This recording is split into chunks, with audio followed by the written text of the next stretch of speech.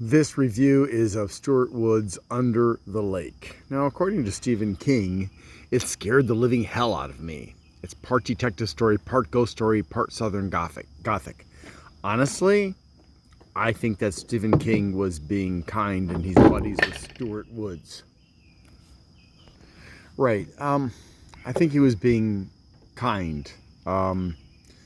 I don't know, maybe I've just watched too many horror movies and read too many horror books, but this did not scare me. In fact, there was almost nothing about this book that was scary. It was an interesting read. It was a bit sophomoric because here we have this middle-aged guy who's seducing young women in his book, as if, I don't know, maybe because the protagonist is a famous Pulitzer Prize winning reporter / book author, and he's good looking apparently, so perhaps that is the reason. I don't know, but it just seems kind of like a sophomore book to me. It's kind of a bit, I don't know. I was not really overly impressed. Let's just say that. So he is in a marriage, he's unhappy, which is really his own fault because he's an idiot. He's also an alcoholic.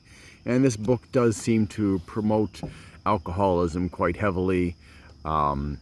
Despite the fact that you can see that he's struggling because of his alcoholism, it doesn't let up. It just, throughout the entire book, he just carries on being an alcoholic. And of course, one of the young women that he's sleeping with falls in love with him, and the other one kind of seems to fall in love with him as well, although she seems to have other motives.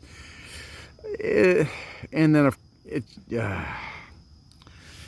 I think that he had the makings of a good idea in this book, and I'm not saying that I could do better. I've thought about writing books. I've got ideas for books, but I have pretty high standards when it comes to books. And since Stephen King said it was scary, I thought, wow, okay. But I had already started reading it when I actually noticed, because I don't really pay attention to blurbs, except for when I'm picking out a book and trying to find out what it's about a little bit. And in this case, I hadn't even read the blurbs. I just picked it out and I saw, oh, it looks interesting. Okay. Yes, there are ghosts. Yes, there is a detective aspect of it. Southern Gothic, I'm not really sure about that, but he leaves his wife on a mission to write an autobiography. Yes, he's a ghostwriter because he's desperate for money, even though his wife is really rich.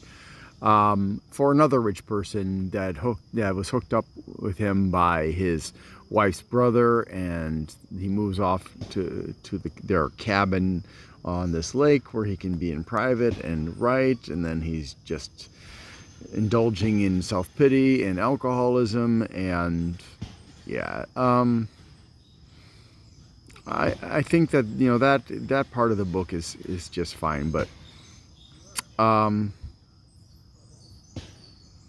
honestly, I don't think he knows how to scare people. So if you're looking for a good scare, this isn't going to be it. It is interesting. I like the way he kind of stitched some things together. It didn't seem as contrived as some other stories where everything ends in a climax where tons of coincidences happen at the same time, saving the protagonist and his or her friends and family, and other miracles occurring all at once. And I liked the fact that although he thought he knew what was going on, he was not entirely correct. But it's not up to the level of, say, Shogun. But it's an okay book. Not something I want to read again, but I think that a lot of people will enjoy it. But for me personally, I guess I would give this a 6.5.